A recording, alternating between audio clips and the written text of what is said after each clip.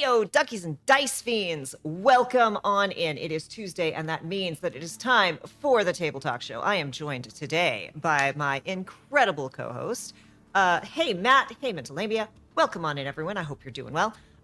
Before we jump into our topic, Candace, who the heck is you? What the heck is we doing here? Hello, I'm Candace the Magnificent. My pronouns are they, she. I am a TTRPG performer, voice actor, and a sensitivity consultant, and a writer, and I do a bunch of other stuff. And you can find me at the Candace Marie on Blue Sky if you want to know what I'm up to. I'm so And I'm Kay. I do this. The new Fields of Mystria update came out, so I'm likely going to be streaming that at some point. This coming week, if I have a day off, we're figuring that out. Because you can, they're hinting that you can now romance the dragon god. Yes. Hey, Rex. But yes, this is the Table Talk Show, where we talk all things TTRPGs, from indies to intersectionality. Gilmore is here with us, judging and being his lovely, fancy-dancy self. He's good. I see the shoulder cat coming, Baby and I lifted Gil. this morning. So, you know, that's going to be fun. This morning you just don't got it. Today you just don't got it. It's because I do these. And so when he decides to perch here, like I just did that muscle, but he's like, but this is my birthright. And you will give it to me. I mean, he's not wrong. Look, I am not arguing with him. I'm just saying, even though he's only 8 pounds, after about 5 minutes, that 8 pounds gets real heavy after you've already lifted. His little face behind you, like. The number of Discords, TTRPG Discords that I'm in, where his little glaring face is an emote. Is that, hey, Sheila, welcome on in. Glad to see you. So, today, we are going to talk about problem players in a TTRPG. We're going to talk about how to deal with it, what does it look like, and we're going to talk about ways to deal with and or mitigate, both as a GM and as a player, because as a player, you actually have a lot of power to help control the table, and the best players pick up what the GM is putting down and helps do all of that. Yes. So this was actually a topic presented by the incredible Candace the Magnificent. This was a homegrown Candace original. And do we want to kind of jump into this, like with the video, or do we want to talk around a little bit? I ask what you think, my friend. I mean, I feel like talking about the video will be helpful, because that's really what I think made me think about this, especially because there's a lot of discourse in our community, and sometimes people say things and do things for clicks and views, and this feels clickbaity, but the person actually makes some really good points and gives actionable feedback for players on how to A, not do that, and B, to DMs on how to circumnavigate someone who is being a little bit too forceful at the table, so to speak. And I'm also going to say real quick, just because this is true of various things, the fact that someone is being this kind of problematic, because there's different kinds of problematic, right? If someone is being racist, sexist, whatever, they're telling you who they are. If someone's being a little much at a table, if someone's being disruptive, if someone is not getting the tone or the mood, that doesn't mean they're always going to be a problem. That might just mean they were having a day, they were overexcited. So we're not saying anyone who does this is terrible. Because when we were discussing this topic, you know, I said, I know that I can take up a lot of space at a table. I can take a lot of air out of the room, and I try to mitigate that. But in the moment, you don't always. And you had said, you know, at one point, I didn't realize I wasn't in a scene. You just get too excited. So this is not to say, if you do this, if you've ever done this, you're a terrible player. I've done it. And the person we are going to discuss is very well known and very well respected. And while we are going to critique some of this, and there was the video, which we will post, which obviously we don't expect y'all to watch like now because we're streaming, and I'm not gonna play it. But we are gonna. I have to scroll up and find it again because we've chatted a little bit since then. Yeah. But Happy to give a recap though if you want. Yeah, we're gonna do a quick little rundown of it. But I'm gonna drop this here, and then we will also put it in the VOD. But this is for later. This is the video we're going to be discussing, and we're going to talk about times we've done similar things, times we've been at a table when other people have done similar things, and ways to mitigate and streamline. Yeah. So with all those disclaimers out of the way, the video is also going to have disclaimers. This is an intersectional show. So I feel like I would be remiss to address that this is about Abria Iyengar, this video, who is arguably the best known Black DM in the world, and one of the best known Black players in the world. And it is clear that the person who authored this video is trying to go out of his way to ensure the world that he is not a racist and he is not putting criticism on her unfairly, right? He spends a lot of time. I will say, as a Black viewer, something to know before you click on it. He is going to use an awful lot of images of Critical Role because that is kind of who she's known for being with, and that is where this incident took place on the Critical Role finale of, what is this, Campaign 3? Campaign 3, season finale. So, yeah, so when you watch it, just know it's going to feel weirdly race-based because he's showing a bunch of pictures. And I mean, Critical Role looks how they look, right? We all know how they look. They're working on it, apparently. That's lovely. But showing a bunch of pictures of 8 people that are all white at a table and then talking about the one Black person that they're friends with is not the best look. So understand why this person goes very deep on his pre-apology for saying what he needs to say in this video. Yes. And, as a white person who does also spend a lot of time discussing race, you really do have to do all of the disclaimers and scattered throughout, because otherwise someone will probably not even maliciously just tune into the wrong part and just be like, nope, here it is. Yeah, this is the soundbite. So, and again, I'm not saying it's malicious. A lot of the time it's not malicious. It's just, this is the bit they fell on, and it looks like you're being a dick. Yeah. And sometimes there's no point in watching the rest of the video if you think someone's being that much of a dick, right? So it's smart that this person doubles and triples down. Yes. So basically, in the in the Critical Role season finale, it is a big momentous occasion. They bring back other players, right? Christian Navarro is there, Abria is there, Robbie is there. So there are other people outside of just the core crew that are there at the table playing and having a lovely time. And there is a scene where everybody comes in and you see everybody chit-chatting. Everybody's really excited to see each other, which it's nice as a viewer because you feel like these are your homies, right? Like, oh, yay, so-and-so is here, right? It's cute. Critical Role finales, for those you don't know, are known for this. They bring in guests whenever they can. Like, the Mighty Nine was the exception because it was the height of the pandemic, and they're like, we can't, but it is a joy. One of the joys of the Critical Role season finales is seeing all these people come in and everyone get excited. It's like, oh, I remember that character. So it feels good. It does. And it's clear everybody is happy. So Abria is on the top of the screen and Ashley Johnson is below, obviously opposite the table.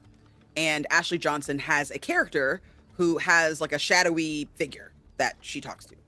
Another worldly patron. Yes, otherworldly patron is a much better phrase. I have seen this much Critical Role, so I did not get through all of Campaign 3, but I know enough. Yes, thank you, Kay. Kay is going to be the translator here for people who do watch Critical Role. So, Abria's character apparently is very flirtatious, which there's nothing wrong with a flirtatious character. I love playing them. Kay loves playing them, right? We've never played that. We like a flirty edgelord in this house. So she's there at the table, and Ashley is summoned by the patron. And so Matt signals to Ashley verbally and says, oh, so and so comes and he beckons to you. And Abria's like, is he hot? Right? And her, like, sort of in character, but also sort of out of character. Like, it's kind of hard to tell. Which, again, it's fair. You're there with your friends. You're excited. And Ashley's like, oh, haha. And people are chuckling and laughing and everything. And she goes to meet him in, like, a corner of the tavern to talk. Or a corner of the room to talk. And they're out in the woods. They're off. In the woods. Thank you. So off into the woods. Yes. Abria follows. Decides to follow. Matt, as the GM, throws up a wall of fire to be like, don't follow, right? This is private time. And Abria, like, lingers by the fire, still eavesdropping and still kind of shouting things while Matt is trying to start the scene with Ashley, which in my experience, very flirtatious. In my experience, when you play a warlock and you have a patron, those scenes are usually serious in nature, unless you're playing in a comedic game, which Critical Role's known for having funny moments, but they're not really a comedic show, right? That's more Dimension 20's purview. This seemed like it was going to be a serious conversation, yes, right? Especially being the last episode. Yes. But it's wrapping up all of these plot arcs for years. Yes, God, all of these. It started when I had just, like, campaign 2 ended just when I'd moved to New York. That's right. That's right. Because that was right around, I remember when they started it.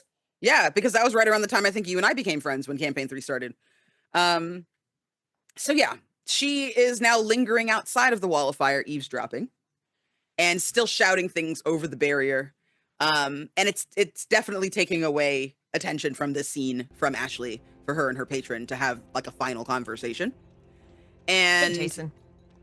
Matt, again, as the GM, as DM, acts and says, oh, you go to speak and your words just dry up in your throat. Like it's silence that comes out of your mouth. He waves a hand and a spell is cast. And yes. And so she then proceeds to, instead of just kind of like reading the room, so to speak, she continues to kind of make gestures and like lewd gestures, screaming the things she would say, all of that kind of thing. And then the moment passes, right? The moment passes. There's too much time. It's a little awkward. You can see on the faces of other people at the table. Some people think it's cute and funny. Like Laura seemed lighthearted about it, but other people seemed a little like about it, which, as somebody who has been a player at a table when someone has done that, it can be very irksome because you really do want to know, like, you're invested, right? You spent years playing this game. You just want this scene, even if it's not your scene, you want to know what's going on, right? So it's hard to see this because she's a professional person, right? Everyone there is professional. And we wish to watch a show that we want to end in a momentous occasion. And unfortunately, that didn't really happen in that scene. Now, I'm sure that the rest of the show was perfectly fine. This person, the creator of this video, didn't speak out on any other part of the show. There is more criticism about Abria, so heads up there, but it's more about DMing, which we're not really here to talk about. That's more about, railroading players, which we can talk about that another day if we want to. But this particular scene was hard to watch because I've been that person. It hasn't happened to me in a long time because I was so mortified when it happened to me that I have been like, I just went and started being overly cautious from then on because it was so embarrassing. And it's happened to the best of us. It was minor. It was. It's hard because it depends on how people deal with it.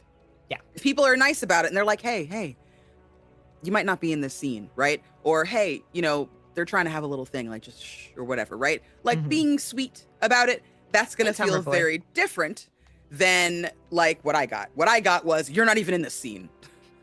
And I was like, okay, sorry. Oh my God, I'm so embarrassed. And it was awful. But I think that this person is not wrong in criticizing Abria for that. It seems like a very fair critique. It was very awkward to watch for me. I get very cringed out by stuff like that, so it was very difficult for me to watch that video. And I think it's very easy for players to step into that trap. One of the reasons I think it's good that that video exists is because there are people out there like myself that take things really hard when stuff like that happens at the table. And knowing that somebody who is, arguably at the top of the food chain, right, when it comes to this kind of thing, is also wrestling with that is very human, right? It makes you feel less alone. But also the behavior was bad. It was bad behavior, especially for a finale. And it stinks for both the cast members and the fans that they didn't get the scene that they wanted. So. And as we've said, it was not malicious. It was not someone coming in to try and ruin this, but it was just, I am excited. I am here. I am excited. And it's not always. If I've watched Abria in the Dimension 20, what was the Blood Keep, where they all played baddies. And Abria's physicality, when she's playing characters, can be off the rails and so good. And she played this character who didn't talk a lot. So the entire time she's in a scene and listening, you just see her like doing that whole dialed in thing that she does. And it's like, oh, it's so good. So it was not anyone trying to ruin anything. And I know I can be a big personality and I can take up a lot of space at a table. And I don't want to do that to other people. Lamia is saying, yeah, okay. I think my issue is that these folks jump on the black person, but don't say anything about Sam. I do not watch that show, but even I know that Sam is a pest. He is absolutely a pest. And I've seen clips of Sam where I'm like, how does anyone put up with that long term? This is a long time y'all have been playing together. And I recognize that he does have his good moments, right? He is a survivor of cancer, and that's wonderful. But also disruptive, very disruptive at the table. I think it felt for me as an outsider, it felt different because I don't watch long swaths of the show where Sam is being an absolute terror. But when Kay and I talked about it, I did say, like, Sam came in with a t-shirt that he would unzip his jacket and it was like a picture of each person. So like they'd spend like 20 minutes just sniggering at whatever Sam was doing. And it's like, I would have very little patience for that. Even if it was my close friend, I would have very little patience.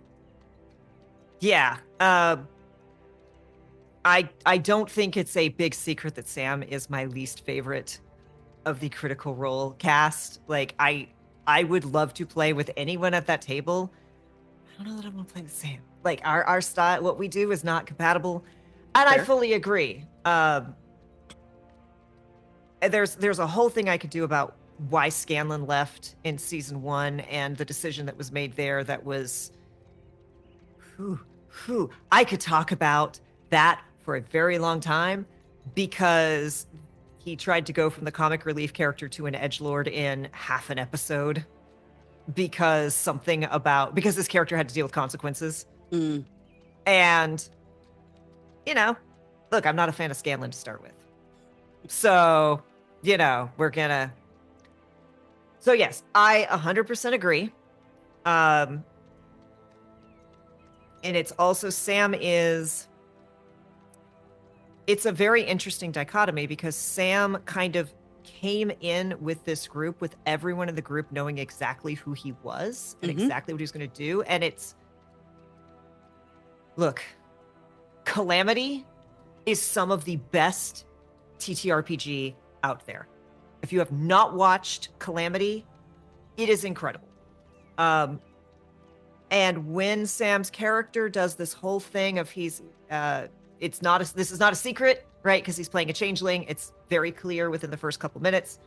But like, I was so into this story. And then at one point, Sam's like, and he starts like going through all these different shapes. He starts rapidly shape-shifting on all these different, and his penis, and then just starts describing all the different things his penis transforms into. And I'm like, I was really enjoying this. Until this. So it is disruptive. It's a different kind of disruptive. And it's also the kind of disruptive that the table expects, which there's a weird thing where there are certain people you allow to get away with things, which maybe you shouldn't. Yeah. All the more reason, I think, for us to have this conversation today. Yes. Because it's very difficult. One of the things that I think I saw in the comments section, the comments under this video are a very mixed bag. There are some people who have very like real feedback and say, positive things and say, yeah, maybe this is an off day or whatever, right? There are people who are understanding. There are other people who are like, Bria's not my cup of tea. I don't think you go too hard. This is good. She's not bad. Whatever. I also don't like X, Y, and Z about this ending, right? There are people who are fair. There are also people who are horribly racist. So Yeah. your miles may vary in those comments if you Yes. deign to read them. I say you don't need it, personally. Having read them, don't. As the resident community manager, don't read the comments. No. Don't read the comments. Don't do it. There's no point. But I think that one of the things that kind of came out of this, because I talked to some other friends about this as well, and like one of the things that I realized is that this might not be the case for Bria, right, or for Sam, but this is the case for some players at the table. Some people quite literally can't read the room, right? If you are neurodivergent and you are a certain, flavor of neurodivergent, you have a very hard time picking up on other people's emotions. That can be very challenging. Yeah. So that's part of the reason I really wanted to talk about this too, is because it's not always just you have a table hog that like wants to show off and show out, right? To Kay's earlier point, sometimes the person's just really excited. Like, that's the energy that I got from Abria, is that she's really excited. She's back with her friends. Like, she's in this really funny position, and she's going to go hard. She's going to swing for the fences, right? Like, that was the energy. It didn't feel like she was trying to ruin anything. Granted, was the scene deconstructed? Yeah, but that didn't seem like her intention. Right. And, like, also, like, more context. That's not an excuse, but more context. Like, Fern has often been a horny character. So I can 100% see her coming in and going, I'm going to make this thing happen. I don't know if conversations were had off screen where it's like, oh, I wonder if we're going to, I could see that conversation happen. I don't know. Right. But in the moment, I've 100% gone into a scene sometimes and been like, okay, I want X. I want to make sure that Y and Z happen. Right. And Y happened. And I was just like, I either have to figure out how to shoehorn Z in or let it go. And sometimes you don't actually know which is the right call until you're trying to shoehorn Z in and everyone's looking at you like,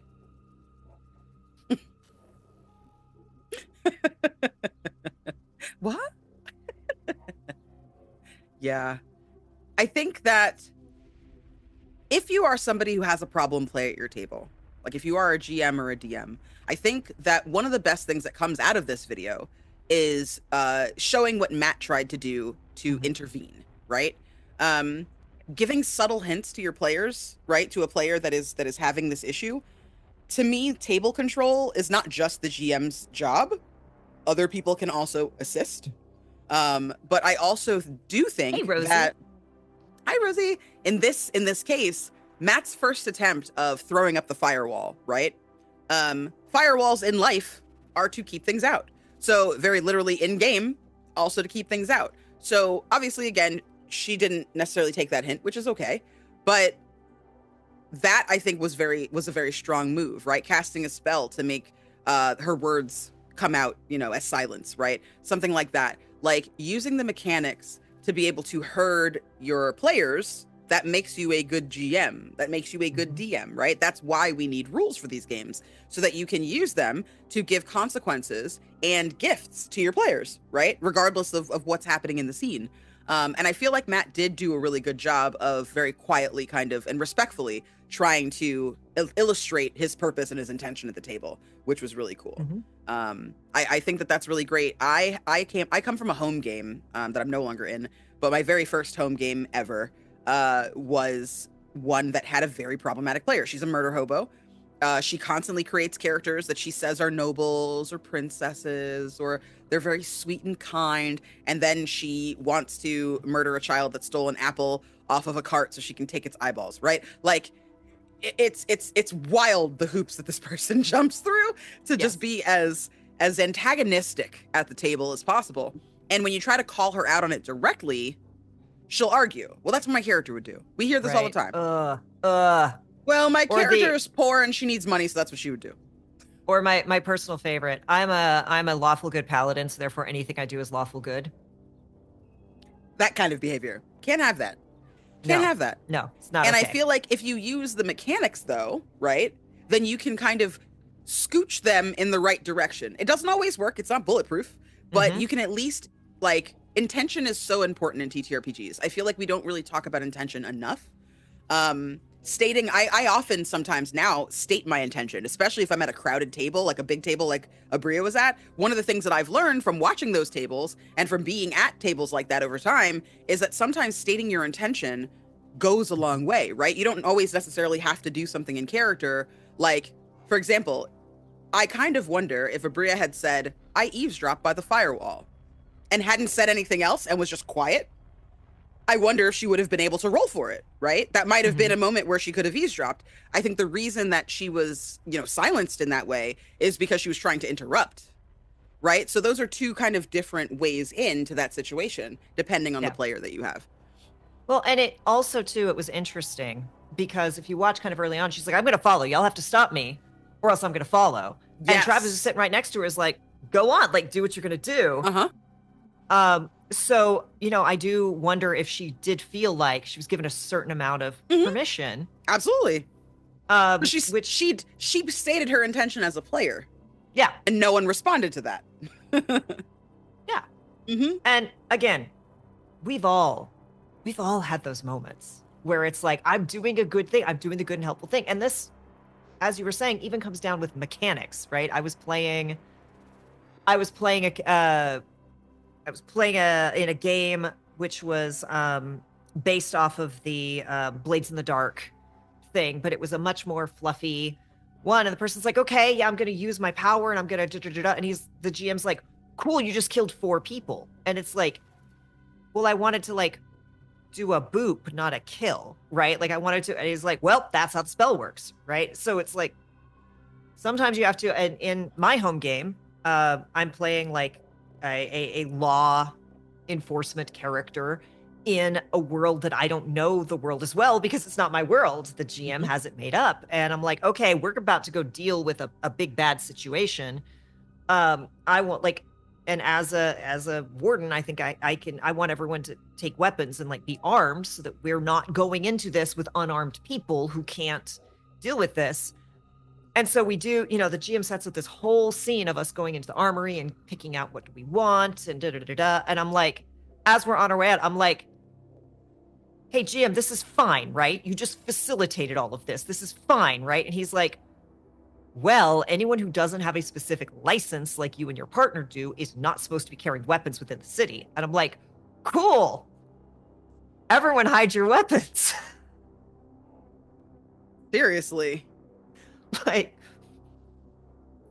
so it is very easy to overstep boundaries at the table as well as with mechanics, with settings, because if you don't ask, and sometimes you actually, like I did, like, hey, GM, is this cool? Is this okay? Does this make my character look bad? Because sometimes what is the player and or the GM trying to get out of this scene or out of this interaction is just as important as what you do. Yeah.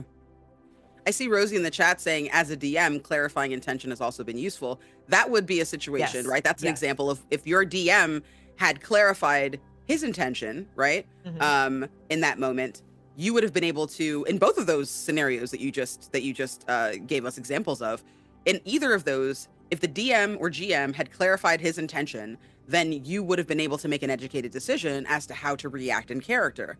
And like, that's the thing about tabletop role-playing games, right? It is a collaborative environment. Yes. And when you are collaborating with someone, right? If you're on a team project at work, the reason that we have Slack and the reason we have Asana and all these project management things is so people aren't doubling up on work, so that you don't get to the end of the day and someone else has done the job that you've just spent 8 hours on, right? Like, it's the same thing in the table, right? Like, except here, instead of 2 people doing the same job, one person could waste an entire combat, right? Somebody could waste a whole session, maybe a whole arc of sessions sometimes, on something that is absolutely futile if there isn't enough communication.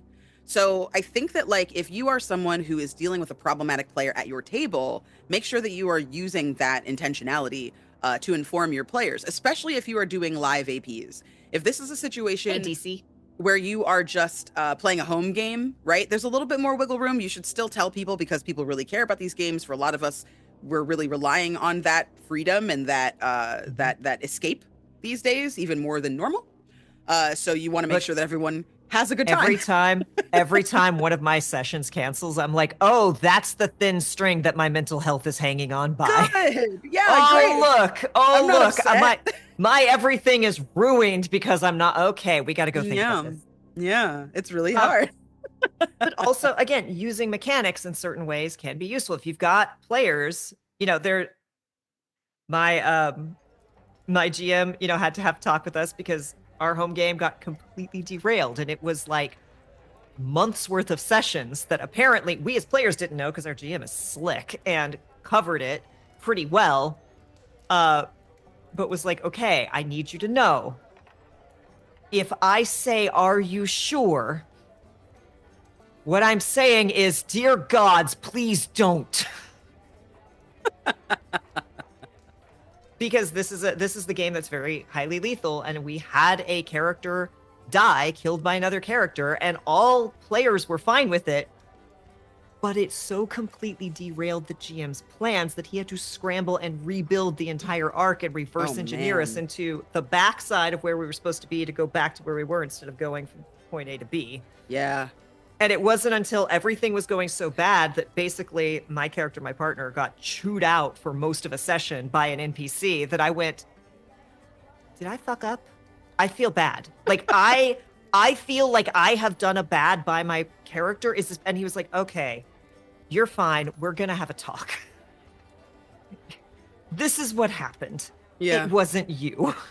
That communication is so important. And like, I love that that was something that he prioritized for you when you came to him about it, and made time, because some DMs get very, very defensive, right? Yes. We spend a lot of time on these worlds when we are GMing a game and when we are setting things up, right? That is not a small task.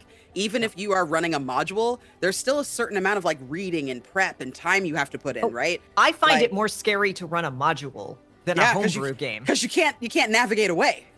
Yeah. You're just stuck with what you've got. So I think that in those situations, giving that intentionality really matters. Like if you're in an AP, it's even more necessary, right? Mm-hmm. Like, especially if you are under a time crunch, if you only have 6 episodes, but it's really going to take you like 7 because maybe everybody lollygagged last session and in your shopping episode, right? Whatever it is that happened, telling your players, you don't have to give away the whole thing.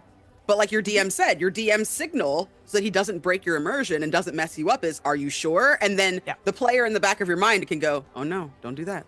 Yeah. Right? Instead of being like, yes, of course I'm sure. Right? You know what I mean? Like, yes. How dare you challenge me? It's what my character would do, sir. Yeah. I love that subtle communication. Like, that's so good. And also, like, we had this happen a couple times in Godplane where people would be like, use the mechanics as a GM because every role has a DC. Only you know what that DC is. The DC doesn't even have to exist. You could just say a couple times, it's like people are stuck or they're trying to figure out, and it's like, roll a wisdom check, roll an insight check, roll a something. And it's even more fun when they roll a nat 1.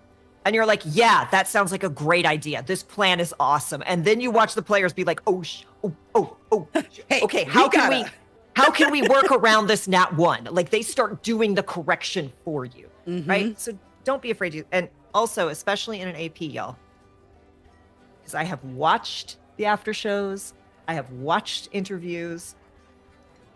I think I do need to exist. Yes, existing is great in a TTRPG, unless you're really tired of your character and you just. I've been there. I've been like, please kill off my character. I'm done with this. This is old. But like in Black Dice Society, players were specifically told before certain episodes, hey, you're gonna have options. Please go towards the mountains. You don't have to give much away. But tell people how to get you where everyone wants to be, especially on an AP with a limited number of episodes, limited amount of time. And I think, too, that's also something that matters when you want to communicate your intentions to players and when you want to talk about the tone of your table. Obviously, Critical Role does their own thing. They've been doing their own thing for some time. Nothing really to say about that. But with Abria, right, that kind of behavior is welcomed in Sam. So I can understand why she would assume that that's okay to do, right? Because someone else kind of has the market on that cornered. And I feel like in like a smaller AP, right, it comes down to entertainment. So telling people, hey, in Black Dice Society, hey, go toward the mountain, right? Don't, you can do a little, right? You can fake it if you want, but, you know, please go toward the mountain. Like, that is important to make sure that you are making for an entertaining story within the amount of time that you have. Exactly. And I think that when you start to think about it as a performance medium, you start making smarter decisions because you're not so in the moment. Like when I'm on screen in an AP, the energy and investment that I bring is wholly different than that in a home game, right? In home games, I'm usually the note taker. So most of the time I'm like not even looking into my camera. I'm like like, or in my phone, like typing in my phone to like get all the notes down, right? My energy is completely different if you play a home game with me. You're not necessarily going to get the same Candace that you get on screen, because when I'm on screen, I'm acting, I'm performing. Yeah. People are watching me, and I need to make sure that you do not change your Twitch channel. That's my job, right? Is to make sure you don't go anywhere. So try to, if your DM does not make it clear to you, or your GM doesn't make it clear to you, there's nothing wrong with asking either. Don't be afraid to ask your GM. And if you have a GM that isn't really interested in letting you in on the secret, and not the secret of like the BBEG or the puzzle you're supposed to solve or whatever, but like overarchingly, hey, what do you want us to do here, right?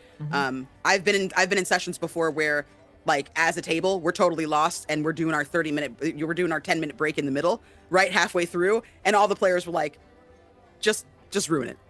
Just ruin it. What are we doing? Where are we going? What do you need? Right? Like, tell us what you need us to do to make this successful. And again, this is what happened in my home game. That was the same thing, is like we got our asses chewed out, and it's like, yes, from the viewpoint of this NPC, I get it. I understand why we're getting this treatment. Is this the world critiquing me? Right? Like, just have I done wrong? And if I've done wrong, please tell me, because I'm trying to make smart decisions for this character. And that's when the GM was like, okay, no, okay. So part of the reason for all this is just my everything got screwed. And it was, so asking that, because y'all, look, we all love the plotting session. We love planning the heist, planning the thing, planning, and we all know it's not going to happen. Right? It's not going to happen the way we plan it. We know this, but we love the build-up. But sometimes, right, there are those occasions where you've been planning too long, where the group is literally divided. Do we go right or do we go left? And we need help figuring out where to go. And it could be a case of GM's like, it doesn't matter. It could be a case of GM really wants you to go one way. Like, just in the Star Wars game that I'm in, I was like, hey, GM, my characters, I'm looking at one of these two things. I'm looking at one of these two subclasses for my operative. I can do either one. This one is mechanically easier. This one could potentially be this. Like, I see a couple roads in with both of these. Do you want to put your thumb on the scale? Right? You don't have to tell me. Is it, if you go this way, you have to play another droid. That might, I don't know if you want to do that. If we go this way, I don't know if I'm going to be too boring and too different from all the other characters. And you don't have to tell me why you're choosing. Just tell me if there is a benefit to one over the other, be it for your comfort, be it synergy, whatever. Just tell me, because I don't know what's coming. And there's nothing worse. And this is a different kind of problem player. Y'all, I once had a player who very, very proudly said, I made a wizard who would be completely useless in combat. That's a strong choice. Was so proud of the fact that this wizard had all of these spells and was not going to be at all useful.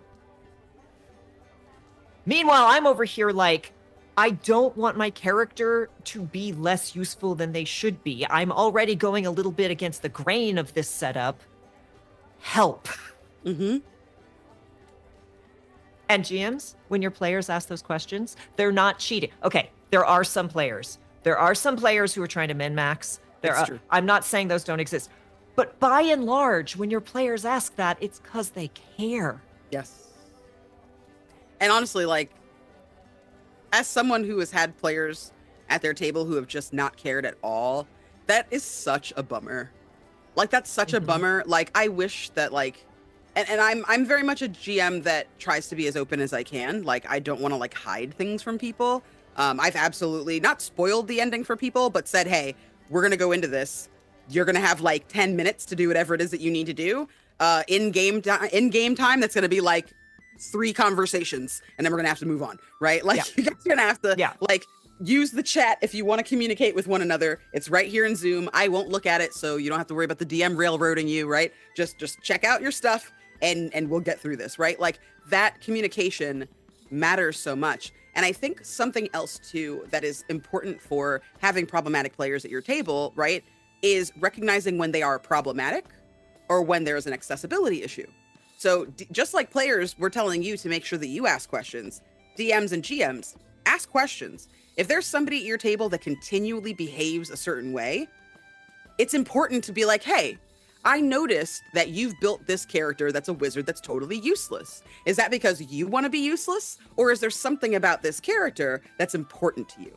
Because if there's something about the character that's important, right, we can work around that. If it's, I don't really know how to play this game very well, and I didn't mean to make a character that's useless, right? And I'm just trying to laugh it off because someone told me that my character was useless. Okay, well, let me help you fix that, right? Yeah. There's nothing wrong with innovation, and you can't innovate if you don't know what's happening. I was talking to Jeremy Cobb. We had him on last week or 2 weeks ago. And he had watched the video as well, or had read about the video, and was talking to me about one of the things that he saw someone offer as support. Somebody said that what they do is on their GM screen, which, like, it's going to be a little bit more difficult to do this in a streamed game than like a home, like in-person game. But even then, there are little things that you can do. Like, for example, like if I were DMing right now, I could change the color behind me, right? So what this person does is he has little sticky notes and pieces of paper that are colorful, and he makes a little banner for the top of his GM screen. So if it's a day where it's like, fuck off, faff about, this is general D&D, go nuts. You want to hump that mimic? Hump it. Get crazy. Go as wild as you want. Dragon. Let's do it, man. You want to bang that dragon? That dragon is sexy. Let's go, right? Like, that's blue, let's say. If it is yellow, that means I'm trying to get you guys to do something. There's probably puzzles. If you can just make sure you're paying attention to what I'm saying, still have fun, but this is a little bit more serious. This isn't like a shopping episode or a beach episode or a tavern episode. And then there's orange. And orange is you're going to want to focus up, right? And then once in a while, if they're in a fucking battle and it's intense, there's a red to delineate, hey, this is deadly. You need to know, because some people don't know that running away is an option. I, for example, did not know there was no shame in running until I'd been playing TTRPGs for at least 2 years. So some people genuinely do not know that you can just run. You do not have to stand your ground. And especially if you're playing a game like D&D where you're meant to feel very powerful, right? And you have all these really cool spells and you're like, there's no way that this could go wrong. The first episode of Godplane, we fought a beholder that had a bajillion hit points. Like a bajillion. All of us were just kind of like, well, we're more than 50% of the way through this fight. And this beholder seems like it's going to die, but also we seem like we're going to die. So maybe we should go? What was one of the first things that David and I said in the session 0 for Godplane? Yeah, there was a warning.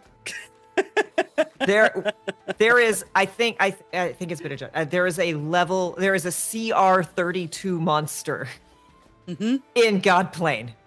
You don't have to fight everything. Please don't fight everything. I can probably work around a TPK, but I really don't want to. Please, for the love of all that is holy. And yeah, sometimes you have to tell people that. And I'll also remind people of that too, because like, especially right now, we're living in times where people really fucking need a win, man. And like, I've definitely been in situations where I've had just a horrible and miserable day. And I've been looking forward to my session and I just want to like beat up baddies, right? Yeah. Like that's just what I come in with my brain thinking. So if I were to get into a situation where I'm beating up a baddie that just refuses to die, right? Like I was fighting some vampires one time, a Curse of Strahd game, right? And there were like 7 vampires and it took all of us to kill one of them. And by the time we killed the one, everybody had like 10 hit points left, and we were like, you know what? Yeah. We're just gonna. Is it bright outside? Yes. Not too bright. Bright enough that they don't want to be in the street. Good enough, right? Perfect. Someone that'll has do. light. That'll do, pig. Light spell. Leave, right? Like, yes. Read the room, and if you can't read the room, don't be afraid to advocate for yourself or for a fellow player, because some people are a little nervous about admitting that they have a disability or that they are neurodivergent in some way and need accessibility, right? It's not always easy to volunteer that. So advocate for yourself, advocate for your fellow players, and if you're a GM or a DM, make sure you're asking the important questions to get to the heart of that, because getting to know your players is one of the best things you can do as a DM, because you can tailor your experiences that much more finely. And as a fellow player, look, y'all, I sat down and looked at my list. I've never, this feels wrong to me, knowing the kinds of characters I play. I've never played a warlock. What? I've never played a warlock. How? I almost played a bardlock, but we didn't get that far into the campaign. But I've never played a warlock. That's so I wild. can't really tell people how to play a warlock. But like when Candace is like, I'm playing bards, I'm like, Candace, if you need anything, Candace, I have a special interest. I have spent more time playing bards than any. Yes, at this point, more times bards than rogues. If you need help with bards, rogues, or paladins, it's me. I'm your person. I gotcha. Right? And there's a difference between you didn't optimize your build, right? You should have done. And then like, hey, I know this really, really well. If you want advice, if you want to come up with something cool, you know, I've even had conversations with people about like, I am looking for vibe spells. I am looking for spells that will, yes, be useful, but will also fit the theme, right? Oda. That's this guy. Oda. Right? Like. Perfect baby. Oda's spells were terrifying. I didn't get to cast Maggot. It was terrible. Yeah. That's correction. I have played a warlock now because Oda was my first warlock. I was gonna say Oda felt like a warlock. Yeah, I was actually debating if Oda was going to be a cleric or a warlock, because a Death Domain cleric could have also been really fun and a little bit more tricksy about exactly what was going on with them. But then it became like, no, we can go hard. We can go hard on this. We can lean into the creepy vibes. So you know, advocate for yourself, advocate for others, reach out. I have 100% finished sessions and been like, hey, are we cool? I've had to DM a GM. And say like, hey, I think I brought the wrong character to this game. How can we fix this, right? Yeah. Because if it's a home game, there's a lot of wibbly wobbly you could do. If it's a streamed game, it's really hard to go, okay, so let's just pretend that whole first recorded session that you can watch the VOD of. No, it's a completely different character. That's real hard, right? You can have a little bit more leeway in a home game. So those communicate, because again, tone is part of it, right? There is nothing worse than like, this is the magical girl anime game, and here I am with my edgelord. Yeah. Which, like, you know, there's room for edgelords and magical It girl can be done. anime. It 100% can be done. It also depends on your table and your GM. And if you have built an edgelord to not be a team player, and it's team magical girl, and no one, like, because the rest of the table also has to be on board with like, okay, we have to drag our edge monarch along with us. You all know I love playing edge monarchs. I don't want 10 minutes of every session to be, let's make sure Kay's character wants to come and play, because that sucks. Yeah, it does. So it's important to find ways into that so that you don't become the problem player. yes. I think that one of the things that I like to do when I am playing a character like that, or if I'm playing any kind of character that I think is going to be an issue, one of the things I actually did before coming into Herald of Shadows, right, which is Three Black Halflings' most recent AP. One of the things that I did when I joined, because everybody, like somebody had to drop from that show, and that's why I was asked, right? They had already kind of started planning for it. The person who had to drop was in their first season, so they were just going to have her back, and I was supposed to just be a guest. So when she had to leave, I was like, okay, well, what is everyone already doing? Like, what do we already Yeah. have here? Yeah. And I made a character that was purposely creepy and strange and weird, because I wanted her to have a narrative, right, where they find. I love found family. I'm a basic ass queer bitch. Okay, like I love a found family story. Look.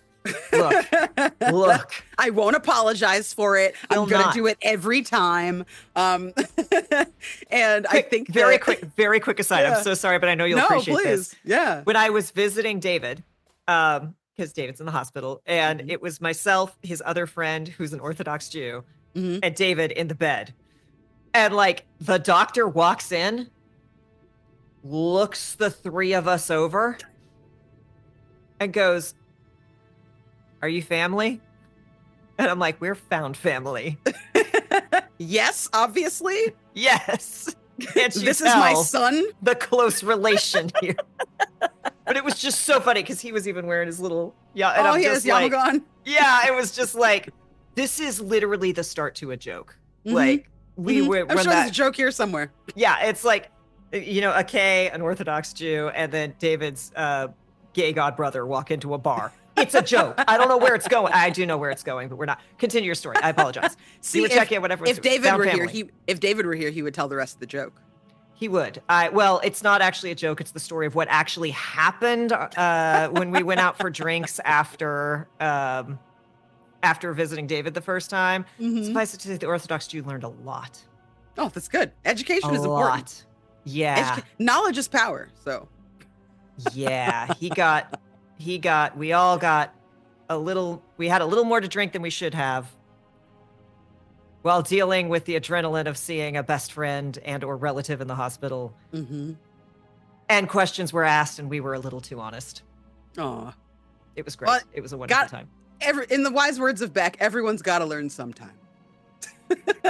Exactly. It was great. And he was very open to it and very chill about it, and it was wonderful. Obviously, he was great about it because he's David's friend. And Yes. David, don't keep people around who not. He does not hold back. Found family, you were asking what other people were doing. Oh, yeah. So I asked other people what they were doing because I didn't want to just step on people's toes, right? I didn't want to be. I made a support character because I wanted to be supportive.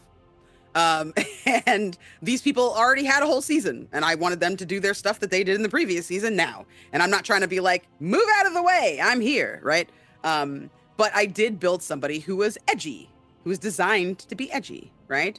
And before I would do anything weird, I would state, again, going back to intentions, I'd state my intention, right? We'd start at the top of the hour, and I'd say, hey guys, just to let you know, this is what Hecate is going to do this episode. It's going to be weird.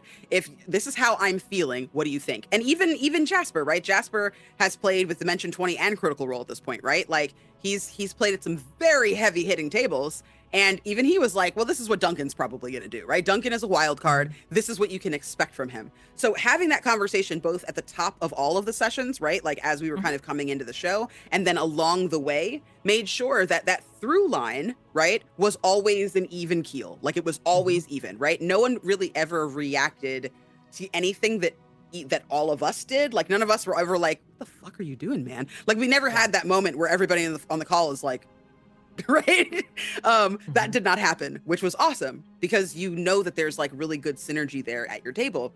And I think that that level of communication, I feel like every show that Chaotic Wholesome does with or without me, it comes down to communicate, because it's important.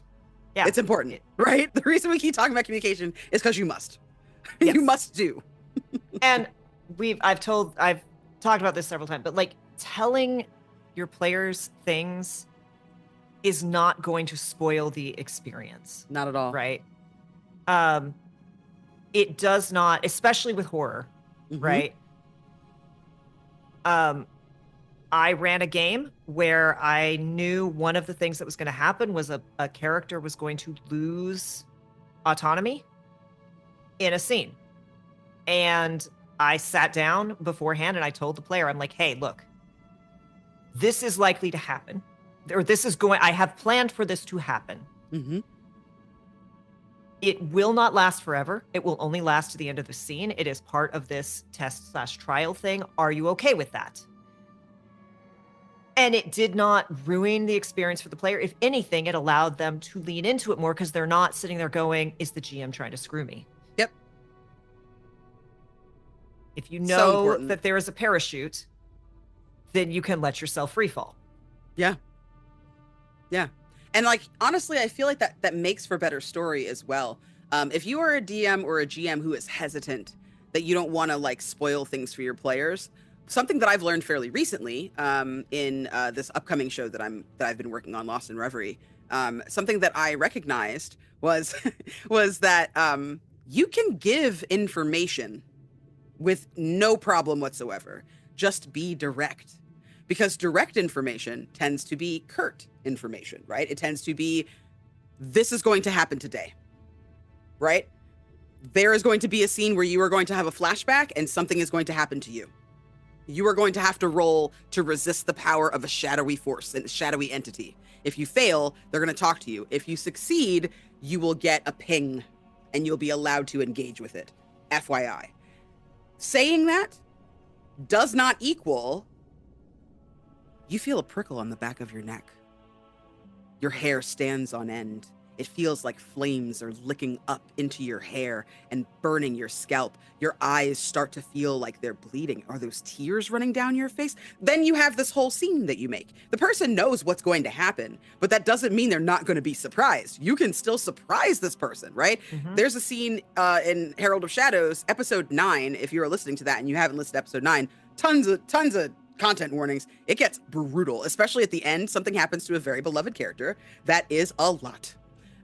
We talked about it a few weeks ago. There was a little picture of everyone freaking out, right? Yes. People were not okay. But like before that happened, Jeremy communicated, hey, there's going to be something very intense happening, just so you understand. Yes, flames on the sides of my face. But like you don't, we were all still surprised. Right? It was communicated to us beforehand. It's going to be very gruesome. It's going to be bloody. I have everybody's lines and veils. I just want to check in. Has any of that changed? Are you all good? Okay, cool. We're going to proceed. Right? It was still horrifying. Yeah. Everyone was still like, you can still surprise people. Just because you say you're going to meet a dragon, you didn't tell them that the dragon is an NPC that's been traveling with your party the whole time. You didn't tell them that the dragon comes out of a lake that they're fishing in. You didn't tell them that the dragon has wings and a whole cadre of other dragons that it's flying in with. You didn't tell them that the dragon is secretly, you know, a pastiche of Elon Musk, right? Like you didn't, you've just were like, hey, it's important that you know there's going to be a dragon in this game. That's all you're giving. So remember to be creative in those moments, but also be uncreative when you're giving people warnings. Give them the exact warning that they need to know, as much information as they need to have to be aware, and then ride out into the sunset with your awesome new story and your players that are going to be more on board than ever. And I'm going to just pull this because it works as a player too. Don't be afraid to tell your GM and your fellow players if you're uncomfortable with something, if there's a problem.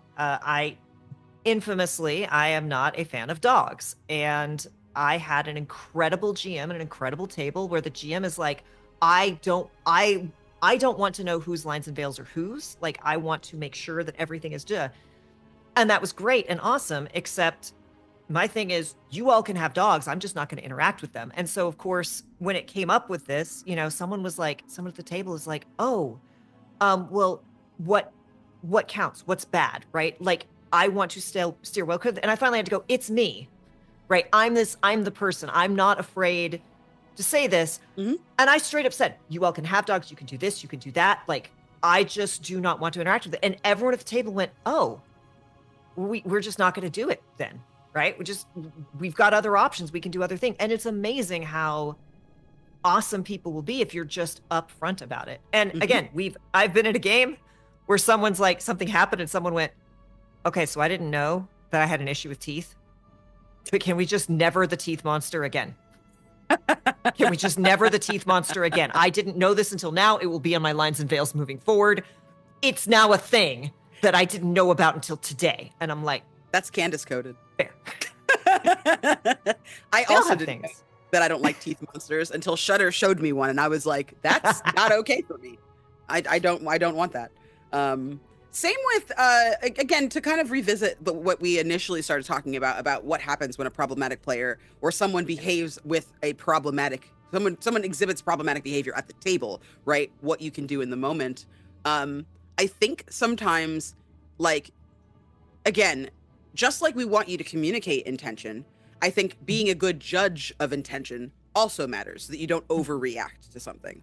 Yes. There have been times where I've had to kind of wait and sit on bad vibes that I was getting from someone because I wasn't entirely sure what their intentions were. And they didn't make it easy for me to ask them. So I kind of had to just start asking other people to keep an eye on this person because I'm like, I'm pretty sure they have bad intentions. And it turned out they did. And I was really glad to know because it would have been a disaster, I think, if I had continued to game with this person because it started to get in my head.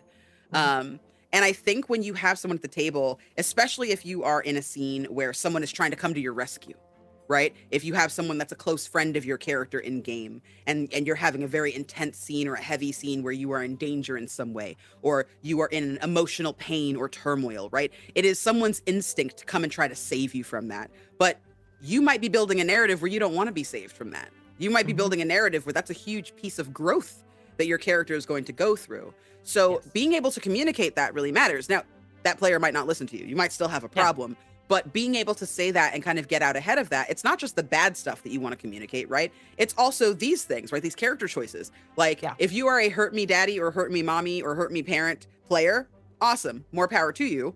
Make sure that the players know that as well as the GM. Yes. Because sometimes if your other players don't know that, like I'm very much that person, I will whip out my sword and I will fuck an NPC up, dude. Oh, you're coming for my friend? We will throw down. You will catch these hands and you will like it, right? Like I get very, especially when playing like a very heroic character, I will kick your door down. So knowing that really, really, really matters in those situations because sometimes we have these emotional beats that might be counterintuitive to somebody else who's playing this game to get away or as an escape, whereas you might be trying to like maybe work through something with this character that resembles something in your own life. And that time, I think when that happens, sometimes we can be a little precious about those stories as well, right? So giving a heads up that, hey, I'm kind of precious about this. That matters, you know? Don't touch this. I'm playing with it.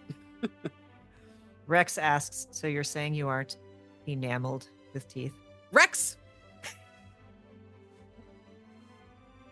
If you weren't so good, I would show you the door, Rex. If you weren't so fantastic. Enameled with teeth. Get out. So that is another thing I want to make sure we talk about a little bit, which is like, how can you as a player help when another player is being maybe a little bit not great, right? Like, because again, and I don't even want to say problematic or bad, because sometimes it's just not reading the room. Sometimes it's just like, they're like, oh, I know that this character has found family to my character, so I'm going to go defend them. And it's like, no, please. No, please don't. And, you know, like, if we go back to the original video, like, I think a way... Now, obviously, Matt had it under control, but, you know, something that someone could have done was kind of, like, gone up to Bree's character and been like, hey, come here. You know, give them something else to do. Hey, hold on. I have done that before, where someone has just been like, it's like, come here. Hey, you. Come here. I got something to show you. Especially if it's a very comedic character. And I have told people, because sometimes I play the squirrel character. Squirrel. And it's like, if I am too much, throw something shiny. Literally just throw something shiny. And I will know that is my cue to fuck off out of the scene. Yeah. And I will do it. And that's fine, because I know, especially with this high energy, curious character, I will get involved in most things. And if you don't want me there, throw something shiny. Done. It's a running gag. It doesn't have to be any more of a distraction. And then if we want to later, you can ask, did you find it? And we can play that out. Otherwise, it's gone. It's easy. Yeah. Because, as we both said, table control is not just the GM's job. Yep. And especially because they're trying to tell a whole story, man. So if you see something, you can get ahead of it. Just make sure that you're being polite, right? Make sure that you are working. That's part of the reason that I think it's really important for people to work together to get to know each other too, right? Like there are a lot of games where you kind of can't control that. Like if you're in a start playing game and you're paying, someone to DM for you, you might not know the other people that are there unless you ask the GM if you can pick your table, right? And the charity one shot. Charity one shots are great, but sometimes you can't always pick who you're with. So I think like being able to be assertive without stepping on anybody, right? That is a skill that I don't think people realize you kind of need to be a really great AP performer, right? Is a way to just kind of circumnavigate that. And a way to sort of just like, I don't know, find a way to split the difference a little bit there with another player. And like with your situation we talked about at the top where someone just went, "You're not in this scene." It's like, oh, but like it doesn't work as well in like all sitting in the same physical location APs. But like one of the nice things about doing streamed APs, we're all in different places and we're faces in a box, is you can message someone and be like, "Hey, I think they're having a moment." Or, "Hey, maybe if you give that space, maybe we can do that thing after." Or, "Hey, it looks like they're really focused on this conversation. Do you want to maybe do something after this scene is over? What can we do to like get your character to do that thing they want to do?" Right? You can start plotting and giving people other space. Yeah. And I think that like keeping that top of mind when you're at the table or when you are putting together your table and getting out ahead of it too. Like if you look at D&D Reddit, sometimes it's really great. Sometimes it's a dumpster fire on there. Oh God. Yeah. But I remember seeing that post that you and David had an episode about Don't Be a Jason, right? Where it was like this man who had like 14,000 rules on what you must do to be at his table, right? I don't think anywhere on GM. There. Yeah. Like I don't think anywhere on there was like appreciation, right? Or community. Like I sensed something that like indicated that this person wanted any kind of community. It felt like it was just bottom lines, which like, if you want to just have bottom lines, that's up to you, but it's going to be difficult for you to find people who are interested in playing with you because giving what you need, but not accepting what others may need and being flexible there is going to make you a difficult player to play with. No one can correct someone who's always right? Yeah. Even if you cross the line and if you aren't easy to talk to and you aren't easy to communicate with, right? And to critique and to accept critique, you're gonna have a real bad time. Kay, in your example with your DM could have easily looked at you and been like, "Why are you asking me these questions?" Right? Yeah. I've absolutely had people look me straight in the eye, dead ass, and be like, "Yeah, I'm sorry you don't like the game." And that's it. Yeah. Right? Like sounds like you problem. Yeah. Right? Everyone else is having fun. Which in some ways is valid, but in a lot of ways just isolates that player. Right? Yeah. Now, if someone comes to me and they have like a complaint that is something that I really can't control, right? "Oh, I feel like my character's not doing enough, but you've given me absolutely nothing to work with." Even then, my answer is usually not, "Oh, well, it's your fault." The answer is, "Okay, well, what would you like to see different?" Right? What would you like to have happened instead? That is a conversation that I will have. Or, "Oh, why don't you, I'll think up some questions to ask them to like give me room to play." And I'll say, "Answer these questions for me. I'll correct that ASAP." Right? And then later on have a conversation. "Next time you build your character, you might want to think of these things in advance." Because again, some people just don't know. Some people don't realize that their excitement or their passion, right, is coming off that way. Some people don't get excited about the game until they're in the game. I've played with people like that where they get canceled on all the time. So they don't really think about like what they're going to do and what they're going to play until the very first session because they don't want to spend a bunch of time getting invested in a character they're never going to get to play. And that's very fair. Yeah. That's very fair. And there are some people who just, they know kind of the mechanics of the character, but they're like, "How do I flesh this out further?" I do 3-card pulls for people creating characters all the time because it gives them a past, present, future. What is their past? What are they going towards? What their goals be? Some people need that guidance. For me, like we talked about this earlier, it's like, do you do these like, these early connected, like the character creation rules where you have to do, and I'm like, fuck off. Yeah. If I want that, I will do it because that is my process. Yeah. For a one shot, whatever, right? Of course. But like, if we're going into a campaign, it's like, you have to have this thing, you have to have that thing, you have to do, I'm like, no, I don't. If I want it, I'll have it.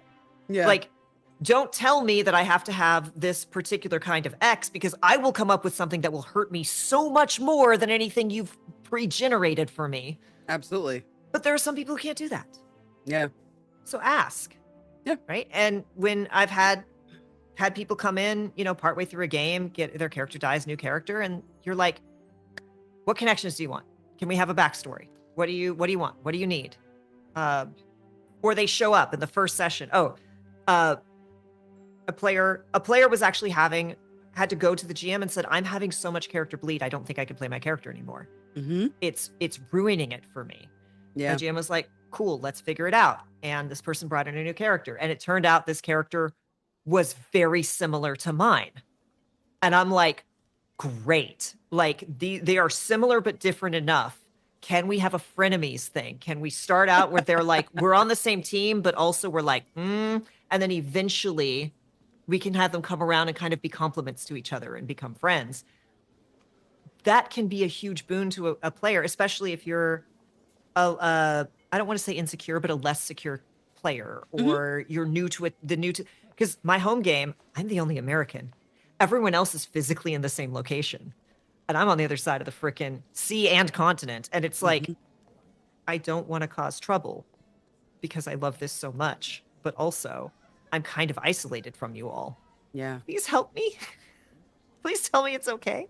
That communication is honestly invaluable.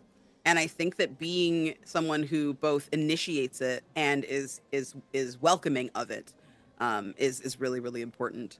I think too that, like, making sure that you as a DM or a GM are creating an environment where your players feel safe. That feels like a 101 kind of statement, but I think that feeling is different for everyone. Yeah. Something that I'm noticing on, like, lines and veil sheets, for example, right? Do you need accommodations? Is there anything that, you might want to ask me for? One of the first times I think I ever saw someone show that what accommodations they needed at the table was the third game of that Thirsty Sword Lesbians Pride event that we did. I was playing, April Kit Walsh was the GM. She was running her own game. It was awesome. And Katie Osaurus was at the table. And there was something that April had said, and I think other people were having, like, a side conversation too, in between, like, in between the directive that April had given and the question that they had asked. She had, like, other people having a conversation that Kate was also trying to pay attention to. And when we got back to April was like, so what do you do? And Kate was like, I have ADHD. And I have no idea what you want to know from me right now, because I got really invested in that conversation. I'm so sorry. Could you just tell me can you just remind me, give me a little refresher, right?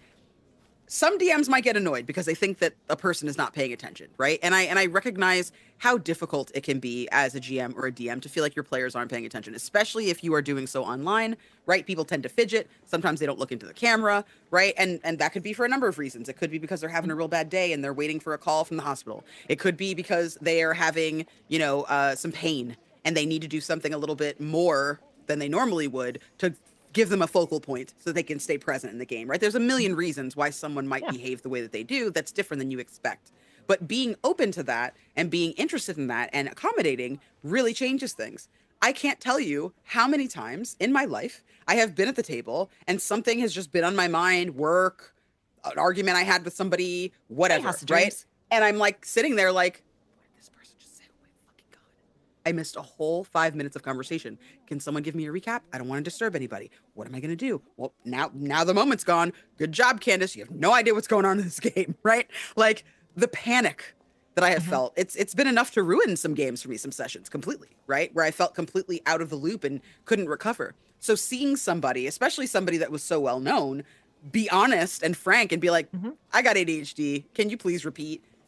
Everybody was like, oh, thank God, because we were all paying attention to the conversation. April's like, you know what? It's a good thing I have notes because I was also paying attention to the conversation, right? Like, it was a really cute moment where everybody could kind of rally around this person that needed the accommodation because all of us did.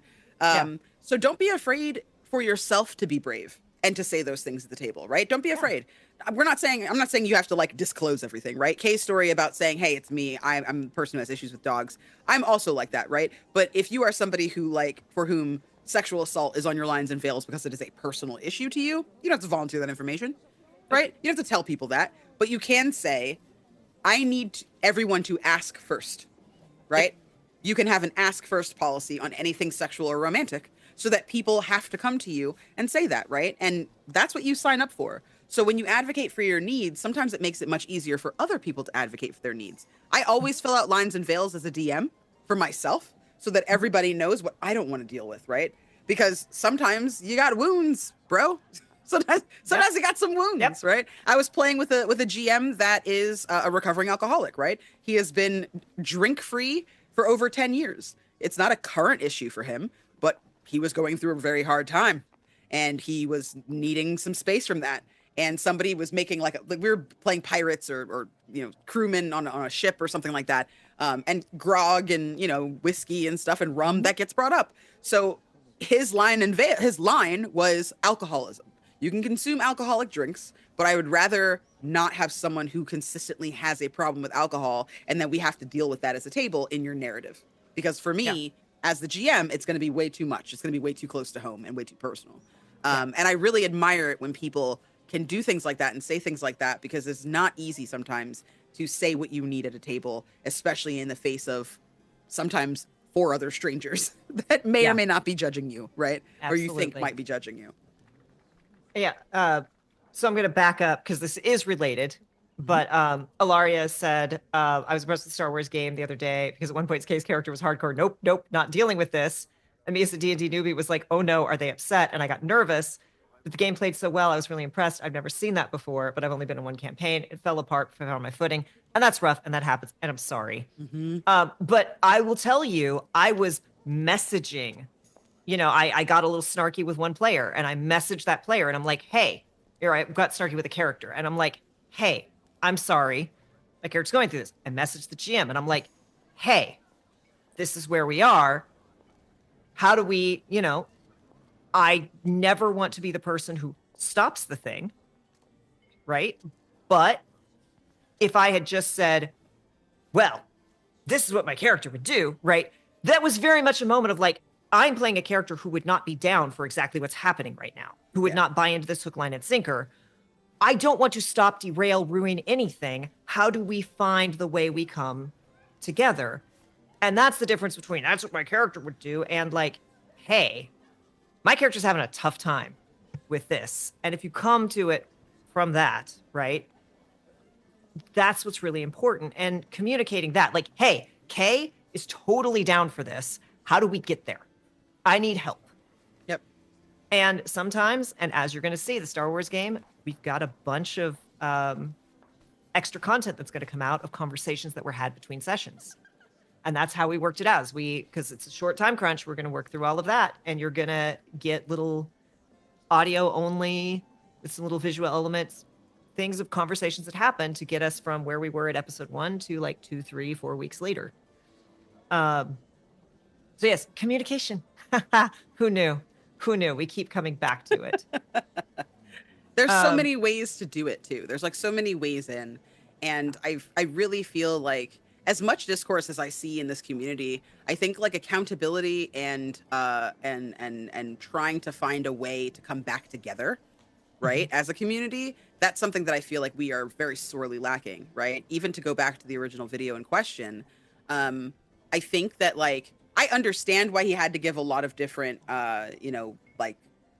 warnings and stuff because of the race issue, but like I also felt like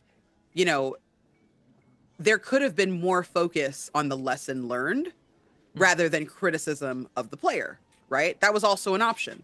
That's not a perfect video because he goes really hard on criticizing her for something that he doesn't seem to be criticizing another player at the table that is known for that kind of behavior for, right? And that's kind of where that gets dicey. I think giving actionable feedback to someone is very different than being snarky, right? Yes. Or being passive aggressive in some way. And I think sometimes it can be really scary to be honest with somebody, like just straight up about issues like this, because you don't want to hurt someone's feelings, But at the end of the day, if everybody is operating under the understanding that we're trying to make something beautiful together, right? And we're all trying to come out of this with a story that we can be proud of, regardless of what that looks like, right? Mhm. That's something that can unite us in our common goal and make all of this that much easier. Yeah. So that's my biggest critique, I think, for that video is that, like, if you're not going to point out the other person that's doing this, focus less on the person and more on the behavior. Because his advice on this is how you can circumnavigate someone who is doing this at your table, whether intentionally or unintentionally, right, was sound. The rest of it did feel unnecessary because they're focusing on something that really isn't specifically the issue, right? The issue was how to deal with somebody at the table who's not necessarily able to read the room. Yeah. And yeah, Rex kind of backing up said there was a playtest where his character was arguing loudly with other players and they were checking in on Discord on the side to make sure everyone was cool, right? And that's one of the cool things. One of the things that I really want to make some, but one of the things that they did at Sword and Key, and we talked about this a couple times, you know the X card, right? And there's all the different, they have like the green card. They have like the yes. And people would take, and they would all make their own. They'd get like green Post-it notes and they'd write like, I'm loving this or keep up. And that was such a great way to just comfort my own brain. If I'm like, oh, I'm taking up a lot of room.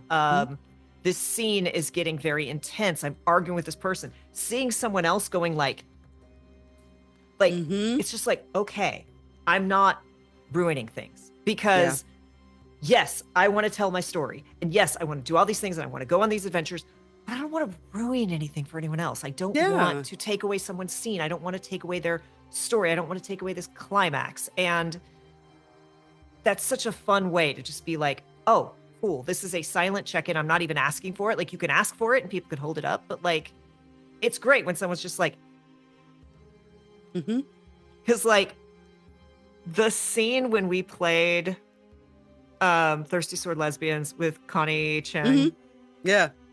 And Soul was having the fight. With Bronwyn? With the NPC that we all dated. Oh, yes, our ex. Okay. I was watching Candace hide behind their wig. Candace was literally grabbing her wig and going, it's true. It is so funny if you watch the video.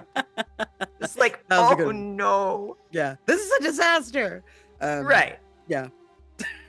See, that was a scene where like I had to trust that you were just gonna be okay, right? I had to trust that Kay was fine. And I think I might have even messaged you like, good. Because like, again, everybody communicates differently, right? Everybody is going to have a different energy too, when you communicate and a different way of receiving that information as well. Like there is a game that I promise you is coming. It is a cowboy game. And it's like, oops, all trans non-binary cuties. Put it in my veins. Yeah, it's coming. We're doing it. I don't know when. We're going to figure it out. Lev is now East Coast, but now you're West Coast. So I'm like, well, God damn it. We're going to figure it out somehow. We're going to get our shit together. We're going to do it. But this cowboy game is one, to give you a little taste, audience. Everyone is a bad guy. It is an oops, all villains game by design. A friend of mine actually wrote it. It's a Savage Worlds setting. And it's actually meant to be a convention game. But I realized that if you gave each of these bad guys a backstory, that could actually be like a 3-shot, maybe even a 4-episode thing, depending on how hard people wanted to go. I imagine with the table that I have. Depending on how horny we all get. I mean, they're so fucking horny. It could be a 6-episode thing, quite frankly. I don't know. We're going to find out. But in this game... Look, Hyper, how dare they? Continue. Listen, that Hyper, how dare they needs to be a button. Like, people can just hold up a sticky note. That's what we need. We need a t-shirt. We need Hyper merch. Please.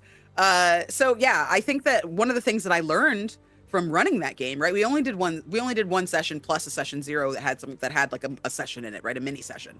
And what I learned from that table, it's a table full of people who all pretty much trust each other, right? Everybody, I think, had played at least once with at least one other person at the table. It wasn't a table of strangers or anyone who wasn't familiar with the other people's work. Everybody knew what to expect from each other, right? Every single player, when I would have a one-on-one, including Kay, was like, what if I hurt somebody's feelings? I'm gonna be a bad guy, and you told me to be my creepiest, shittiest little self, and I thought up something real shitty, and I'm making a character that's really shitty, and I'm proud of how shitty they are. They're great, they're awesome, but also they're the fucking worst. And what if I hurt I'm gonna hurt someone's feelings, Candace. What do I do if I hurt? I'm like, oh my god. So then I get to the session 0 and I'm like, hi, all of you are sweet little guys, and no one wants to hurt anyone's feelings. Raise your hand if you do not want to hurt anyone's feelings. And everybody was like, and I was like, okay. So no one wants to hurt anyone's feelings. Here's the Zoom chat. We already use it. If you don't want to hurt someone's feelings, but you're scared you did, right in that little Zoom chat right there. That's all you do. It's going to be okay, guys. I want to hurt your character's feelings. So badly I want to hurt them. Yeah. And it was, I have never seen a more considerate game, to be honest with you. Like, literally, Kay would fire off a one-liner and it would fucking be a zinger, dude. It would be like a fucking gut punch, right? So and then I would see, oh, question mark? The whole chat, oh. Like, the entire time. Everyone's like, oh, 11 question marks and exclamation points. Yes, more, right? Like, when we bring that game back, we're gonna resort to this one. Because I can't, like, it was a lot. It was beautiful, but it was a lot. And I think that when you are in a situation like that, even with people it really changes things when you give that green light, because people don't have to be paranoid about it, right? That comes from an overabundance of caution and care, right? That comes from a very real place of not wanting to do harm. And that's a beautiful thing. So never be embarrassed if you are checking in too frequently, right? If someone tells you you're checking in too frequently, first of all, that's kind of shitty. Second of all, listen to them, right? Maybe they're good, maybe they're fine. But at the same time, you also have to be comfortable with how much you're checking in, because it's not just about the other people. Sometimes it's also about you and your ability to enjoy the game for checking in for yourself. Yeah. I've said before, I played a game with someone who I thought we were good. I thought we talked it out before we got in. And it turned out we played together for a very long time, and they hated the way my character treated them. They didn't like me because of it. And over all this time, they never told me or the GM. Oh my gosh. And That's I a felt horrible feeling. Terrible. I felt so, because I thought we were having fun. Yeah. I thought our characters were sparring, So that's real rough. That's real rough. And again, it was someone I'm like, okay, I don't know this person super well, but they know and like everyone that I know and like. They know of me. I've said many times, if my character's a problem, let me know. And they didn't. And I feel bad to this day. Yeah. Well, I mean, it's hard to let that go, because you came in with the best intentions, and you stated your intentionality. So this is what I'm saying, everybody. It's not 100%. Right? This is not bulletproof. A lot of these things require to work, right? At least 2 people to buy in, right? Even as we saw in the video, right? As if you watch the video or if you watch the clip, even in there, it would have taken 2, right? It would have taken both Abria and Matt for that to work, right? Or Abria and Travis for that to work. Doing things alone in TTRPGs, they're not really built for that. You can have solo scenes, you can have missions that you're on, but when it comes time to actually get anything done and to plan things, it's collaborative, right? It's collaborative storytelling, and you can't do that by yourself. So, I think in that situation, like my heart really goes out to you. Like, that must have felt like such a sucker punch after all the worrying that you did and then talked yourself out of doing. It was just like, well, it all came out because the player left the campaign. But it was like, oh, okay, we'd done side projects together. They just hadn't said. And I would like to think that people who know me know that I'm not that person. But, sometimes I like to think I'm pretty good at reading a room. I got it wrong. I got it real fucking wrong. It happens. For years, y'all. This was not weeks. This was years. Man. I can't imagine not saying anything, though. Like, I can't imagine not saying anything. The longest I've waited to confront someone about their behavior or to confront a GM or a showrunner about someone else's behavior, I did 9 months. 9 months, because I really wanted to make sure that I was correct in what was going on in my reasoning. And even after those 9 months, my choice was to try and get someone who was a friend of both of us to have the conversation instead of trying to handle it myself, because I didn't want it to come out wrong. I knew it was going to be laced with my emotion and how I felt and how disappointed and sad I was. And I didn't want to put that and make that part of the conversation. It takes a lot to ask for that, for that vulnerability, right? You have to be vulnerable first to ask for vulnerability from someone else. And I think that there is a real lack of understanding sometimes there as to how much vulnerability you need, right? Especially like for example, I doubt Abria is going to watch the video because that's toxic. I can't imagine being at that level and being like, let me be on social media, check out any videos people are making about me. Like, I am not even big at this point in my life, and I am not small enough to think that I can watch things that people might make about me. No, thank you. I have looked at comments underneath a video that my voice is featured in and have gotten very disappointed. People weren't talking about me. They were talking about the character I played, but it was offensive and it gave me nightmares. I have learned my lesson for the most part and will probably never do that again, because God. But at the end of the day, right, if someone else at the table came to her after and was like, hey, I felt like, if Ashley Johnson came to her after and was like, hey, I feel like kind of like ruined my scene earlier. Would you mind next time maybe communicating? Like, everybody has iPads at the table for the most part. Would you mind just dropping a message? Or is there a team Slack we can use? Or whatever, right? Whatever it may be. It's still going to feel bad, right? Yeah. It's still going to feel bad. It's not a big deal and it's over. But finding out that you have crossed the line with somebody, especially when you're trying not to do that, it's a rough feeling. Like, it's a really rough feeling, and it can stay with you. Like you said, it can linger for sure. The only reason my incident that I discussed at the beginning of this didn't linger is because that person ended up being a jackass. So I was fine after that. As a matter of fact, I think I actually interrupted the scene because that person was being a little creepy with another player.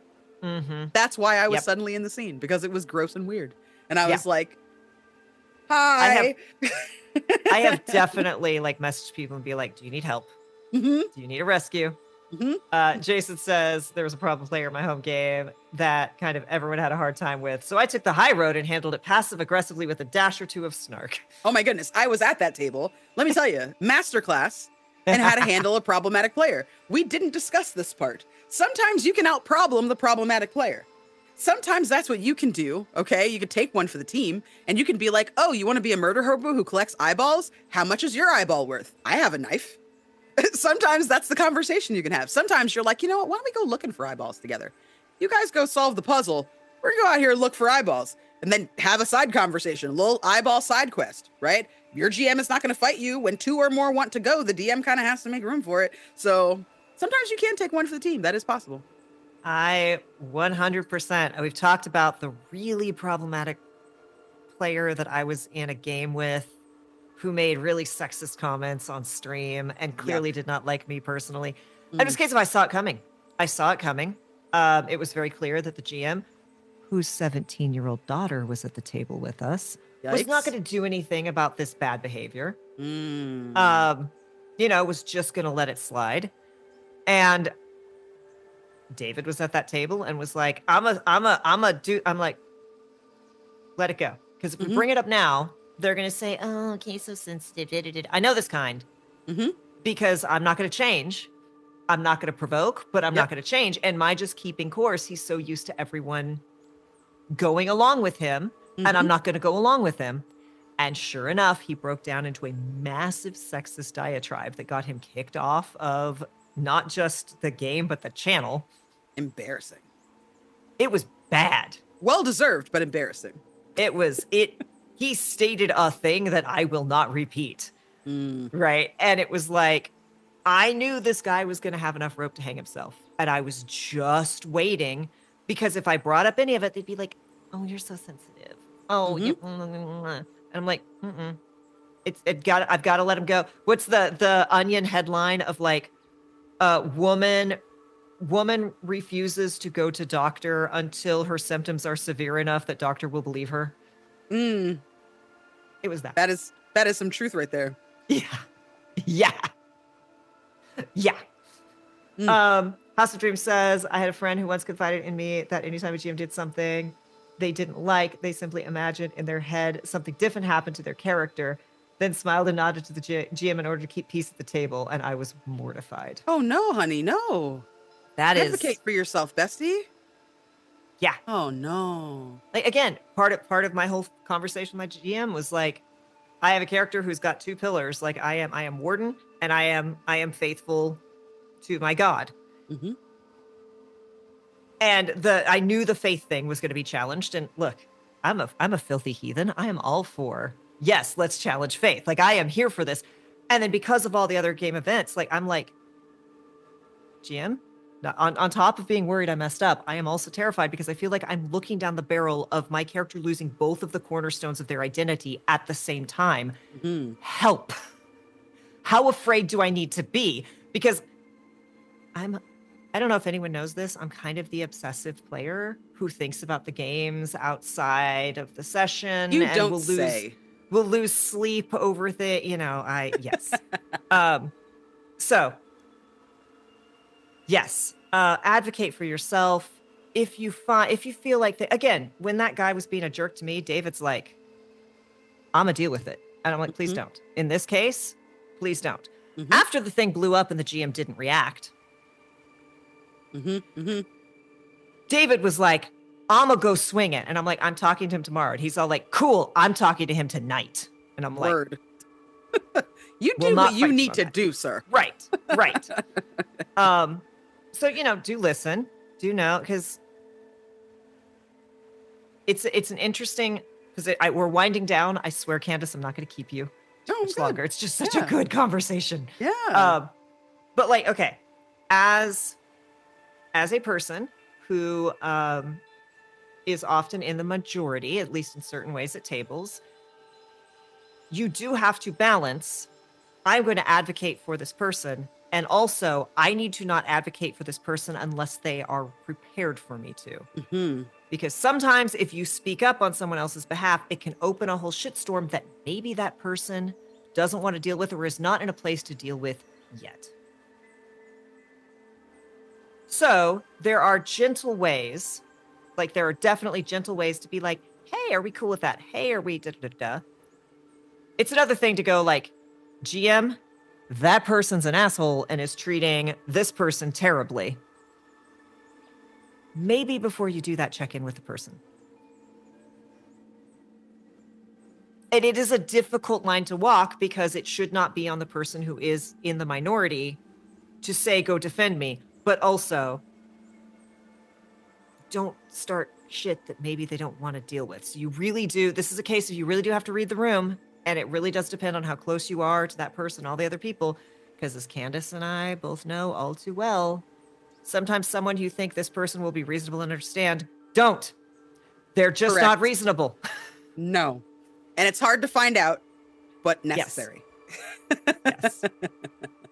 It is not your job to sit back until the person who is being mistreated or who is in the minority speaks up. But it is also not your place to start shit that maybe they are not prepared to deal with. So that is a tricky thing. There is no cheat. I can't give you a cheat sheet for that. There is no easy way, but do keep in mind that that is a bit of a thing. Ilaria says, I'm definitely a smile nod, don't make any waves type of person, or I fully shut down, not on purpose, because the immediate emotional response versus navigating confrontational is too much. So all systems just nope out. And I know people like that. And that's a case of if you have to shut down or just smile through it, see if you can reach out after. And no joke, y'all, when I was trying to message my GM, I reached out to one of my forever GM friends and went, will you look over this message? Because I don't want it to be aggressive. I don't want it to be passive aggressive. I want to make sure that this is very clearly me having a me thing.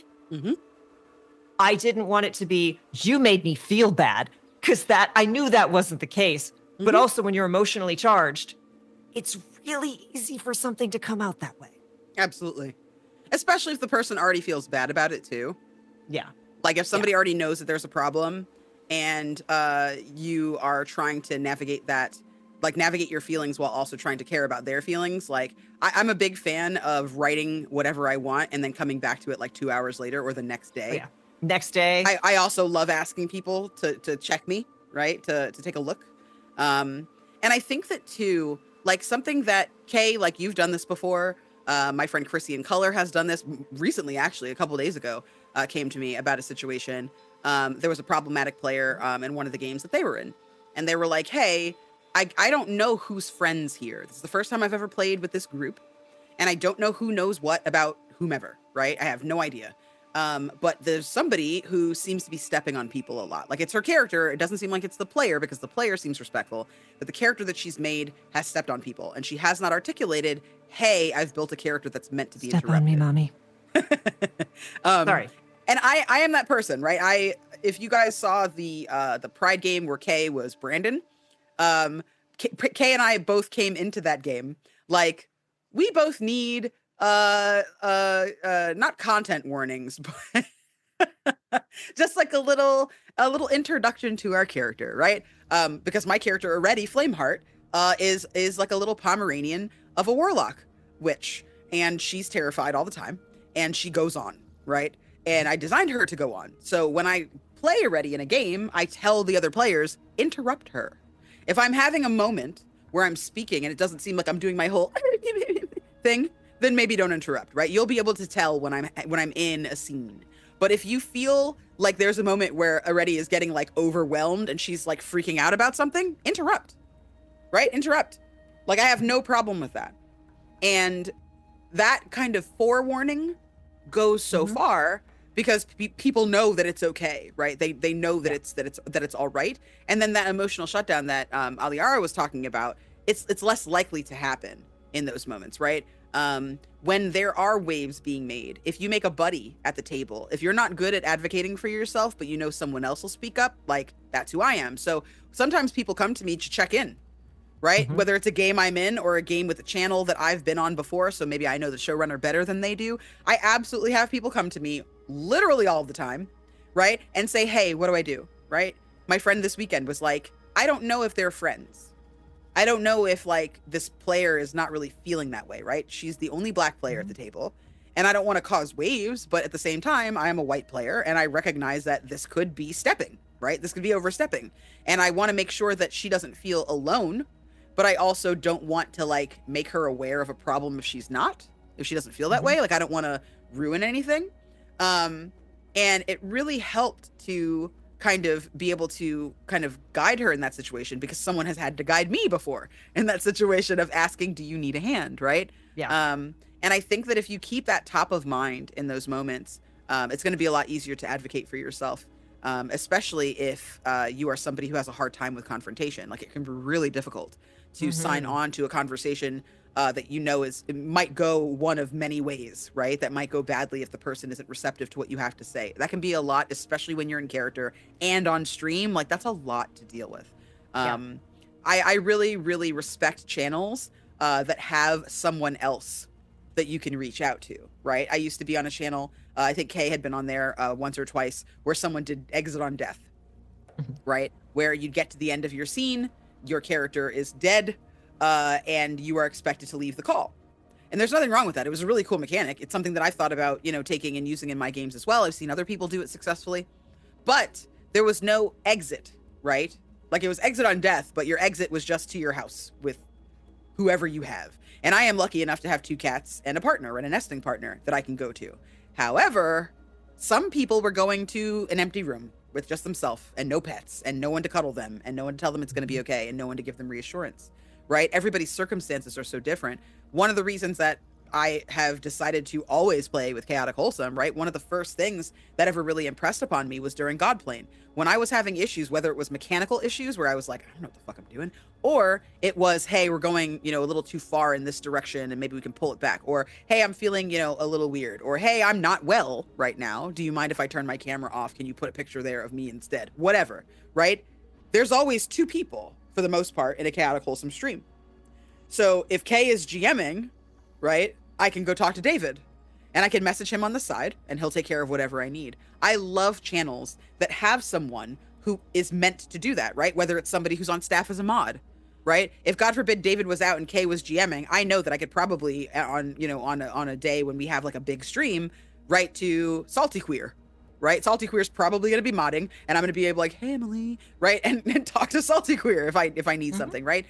Knowing who your friends are before you go into a situation like that is so important. If you are someone who has a hard time advocating for yourself, don't feel bad that that's who you are, right? Don't feel bad that you need the help. We all need help sometimes. That's okay. There's no shame in that. But try to make sure that if you know that's how you are, that you plan to have someone there that is going to intervene on your behalf if you need that.